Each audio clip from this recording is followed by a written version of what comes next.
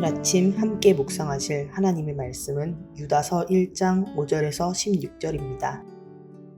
너희가 본래 모든 사실을 알고 있으나 내가 너희로 다시 생각나게 하고자 하노라.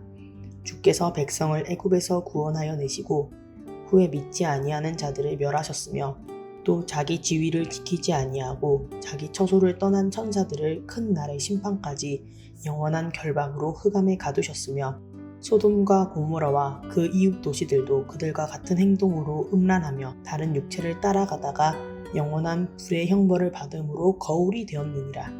그러한데 꿈꾸는 이 사람들도 그와 같이 육체를 더럽히며 권위를 업신여기며 영광을 비방하는도다.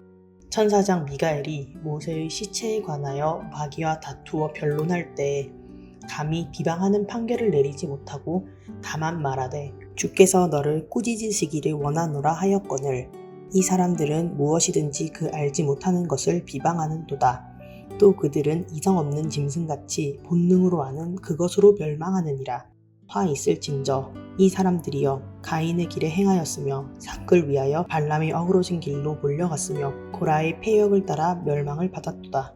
그들은 기탄 없이 너희와 함께 먹으니 너희의 애찬의 얌초요 자기 몸만 기르는 목자요 바람에 불려가는 물 없는 구름이요 죽고 또 죽어 뿌리까지 뽑힌 열매 없는 가을나무요 자기의 수치의 거품을 뿜는 바다의 거친 물결이요 영원한 예비된 캄캄한 흑암으로 들어갈 유리하는 별들이라.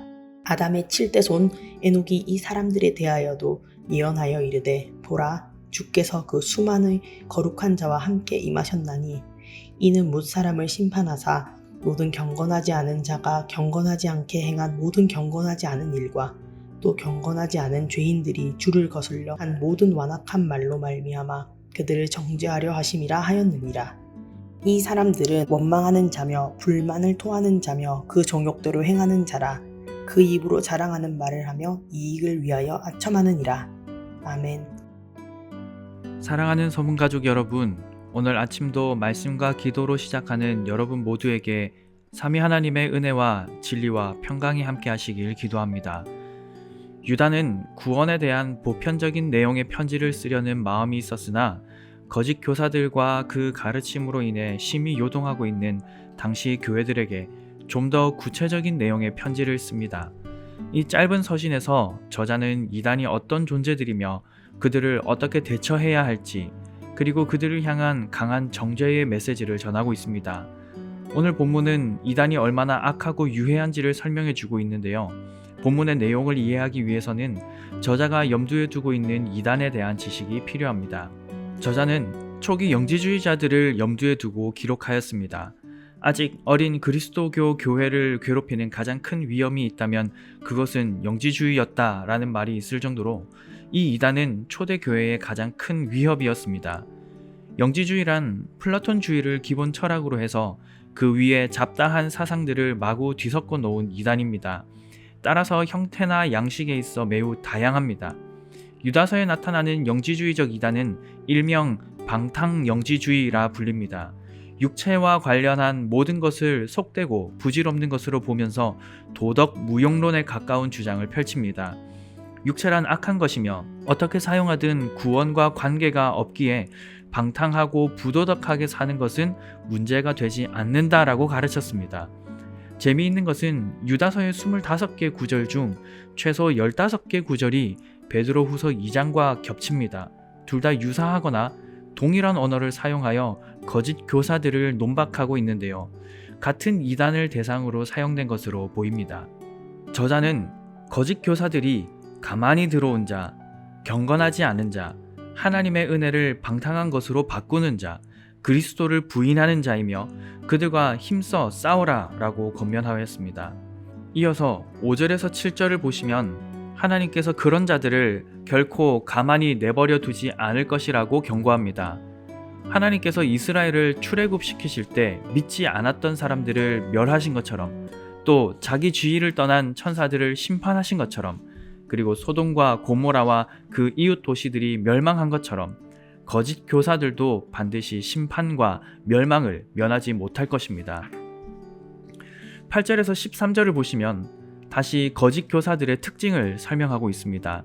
그들은 성경이 아닌 꿈과 환상을 보는 이들이며 육체는 언제든 더럽혀도 된다고 생각하는 부정한 자들이며 영광을 비방하는 신성 모독자들입니다. 11절에서는 그들을 향해 화 있을진저라며 강하게 경고하고 있습니다. 이 표현은 구약의 예언서에서 자주 사용되었었는데요. 특히 북이스라엘과 남유다가 멸망하기 직전, 즉 구약 시대에서 가장 영적으로 어둡고 암울한 때에 선포된 말씀에 자주 사용되었습니다. 예수님께서도 이 표현을 자주 사용하셨는데 특히 당시 부패했던 종교인들에게 많이 사용하셨습니다. 당장 심판을 내려도 이상하지 않을 만큼 지독한 죄악상을 경고하는 표현입니다. 저자는 계속해서 거짓 교사들이 얼마나 악한 자들인지를 비유를 통해 설명합니다. 먼저 구약 역사에서 악인들을 예로 드는데요. 그들은 가인의 길에 행한 자들입니다. 의인의 피를 흘리는 지독한 살인자와 같습니다. 또 그들은 삭슬 위에 발람의 어그러진 길로 몰려가는 자들입니다. 하나님의 뜻이 무엇인지 알면서도 당장 수중에 들어올 돈 때문에 하나님을 저버릴 수 있는 사람입니다. 그들은 또한 고라의 패역을 따라 여호와의 총회에서 자신을 스스로 높이는 교만한 자들이며 반드시 멸망을 받게 될 자들입니다. 또 다른 비유를 듭니다. 그들은 애찬의 암초와 같다라고 말합니다. 성만찬이 포함된 식사 교제는 하늘의 양식과 땅의 양식으로 인해 행복한 시간입니다. 그러나 이들은 애찬을 존중하지 않으므로 모든 참석자들의 행복을 앗아갑니다. 그들은 자기 몸만 기르는 목자와 같습니다. 목자는 원래 자기가 치는 양떼를 살찌게 해야 합니다. 그러나 악한 목자는 자기 몸만 기릅니다. 거짓 교사들은 성도를 위하는 것 같지만 그 끝은 언제나 자기를 유익하게, 자기를 부유하게 만드는 것으로 열매를 맺습니다. 또한 그들은 물 없는 구름이요 열매 없는 가을 나무와 같습니다. 그 지역은 비가 너무나 귀합니다. 그런데 비를 내릴 것처럼 생긴 구름이 비를 내리지 않으면 모든 이들을 실망시키지요. 모양은 그럴듯했으나 실속은 전혀 없습니다. 마찬가지로 가을 나무는 열매를 맺어야 합니다.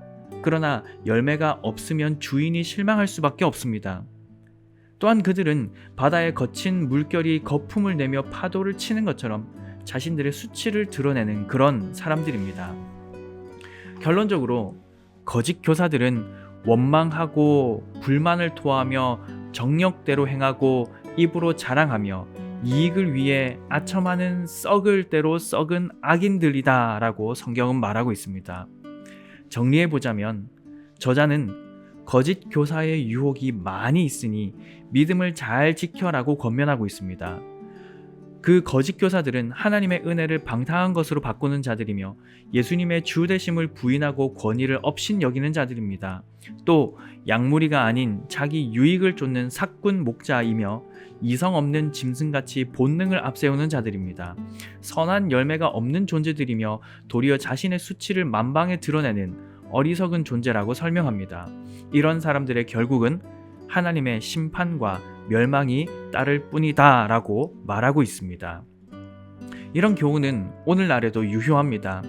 당시의 거짓 교사의 배후에는 사탄이 있었고 오늘날에도 여전히 사탄이 거짓 교사를 통해 거짓 교훈을 퍼뜨리고 있기 때문입니다.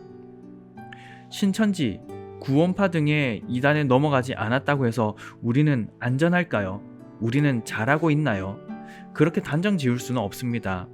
요즘 거짓 교사들은 우리 손안에 이미 들어와서 우리를 미혹하고 있기 때문입니다. 인터넷을 통해서, 모바일을 통해서 거짓 교사들이 그 어느 때보다 손쉽게 비진리로 성도를 미혹하고 있습니다. 모바일이 우리에게 주는 혜택은 참 큽니다. 그러나 위험성도 매우 높습니다. 우리가 활용하는 것 이상으로 거짓 교사들도 이 플랫폼을 잘 활용하고 있습니다. 이단 외에도 어떤 거짓 교사들이 있을까요? 목사이고 신학자라고 하지만 성경에 반하는 것을 가르치는 자들이 적지 않습니다. 예를 들어 우리는 오직 예수님을 믿음으로 구원을 얻는다라고 가르칩니다. 그러나 어떤 이들은 왜 이렇게 기독교가 배타적이어야 하는가? 다른 종교에도 구원이 있다라는 식으로 종교 다원주의를 연구하고 발표합니다. 기독교 언론 매체들 중에도 분별해야 할 것들이 참 많습니다. 예를 들어서 퀴어 신학의 입장에서 동성애를 옹호하는 인터뷰와 기사를 냅니다. 차별금지법도 마찬가지이죠. 물론 그런 기사들만 내는 것은 아닙니다. 신앙적으로 도움이 되는 좋은 글, 건전한 목회자와 학자의 글도 실어 놓고 그런 유해하며 반성경적인 글도 실어 놓는 것입니다. 좋은 글 몇 편으로 인해서 그 언론 매체를 신뢰하게 되고 곧 거기에 올라오는 유해한 글도 무게를 두고 받아들이게 되는 것이죠. 극히 주의해야 할 그런 문제들입니다. 다음 세대들에게는 어떤 유혹들이 있을까요? 너무나도 많은 유혹들이 찾아옵니다. 학교가, 학원이 거짓 교훈으로 우리 다음 세대 자녀들을 유혹합니다. 진심으로, 전심으로 정말 우리 자녀들을 위하면서 유혹하는데요. 어떻게 유혹하나요? 시간을 아껴라. 남들과 같이 해서는 남들 이상이 될 수 없다. 내가 가진 꿈을 이루기 위해 성실하게 부지런히 내가 시키는 대로 공부해서 원하는 성적을 얻어야 한다. 그렇게 해야만 내 삶은 행복이 보장되고 너는 성공적인 삶을 살아갈 수 있다. 그러니 어떻게 해서든 공부할 시기를 놓치지 말고 최선을 다해라. 이 시간이 괴롭고 힘들지만 이것 또한 지나간다 라고 말합니다. 맞는 말인가요? 맞습니다. 그런데 여기서 이렇게 나가면 문제가 되는 것입니다. 그러니 교회에 굳이 나갈 필요가 있나? 예배 드릴 필요가 있나? 교회에 오가는 시간, 예배하는 시간에 공부하고 과제하는 것이 더 낫지 않나? 예배야 하지만 굳이 제자 훈련이나 기타 프로그램에 참여할 필요가 있나? 여기까지 나간다면 여러분 어떻게 생각하시나요? 제가 담당하고 있는 중등부의 꽤 많은 수의 학생들이 이 말에 솔깃해합니다. 왜냐하면 학교와 학원, 심지어 가정에서도 일주일 내내 이런 세계관 속에서 생활해 왔기 때문입니다. 그러다가 일주일 168시간 중에 한두 시간 남짓 교회에 있으면서 상충되는 세계관과 잠시 부딪힙니다. 근데 상대가 되지 않습니다. 성경적 세계관이 무참히 패배하게 됩니다. 우리가 이단에게 현관문을 열어주지 않았다고 해서 우리가 안전한 것은 아닙니다. 굳이 현관문을 통하지 않더라도 우리에게 다가와 있는 여러 가지 거짓 교사들과 거짓 교훈들이 있습니다. 참 미혹이 많은 시대입니다. 우리가 가진 바른 믿음의 도 위에 든든히 서고 그것을 위해 힘써 싸우는 우리가 되어야 할 것입니다. 그런 의미에서 양육 훈련 열심히 들으시길 바랍니다. 마지막 때가 될수록 모이지 않고 듣지 않고 익히려 하지 않습니다. 그러나 사랑하는 우리 교회는 그럴수록 더욱 힘써 모이고 듣고 익히려고 노력했으면 좋겠습니다. 그래서 이미 우리의 삶에 깊숙이 침투한 거짓 교사와 거짓 교훈들을 분별해내고 믿음의 도를 위해 힘써 싸우는 참 그리스도인이 될 수 있기를 삼위 하나님의 이름으로 간절히 축복합니다. 오늘 아침에 함께 기도하실 기도 제목입니다.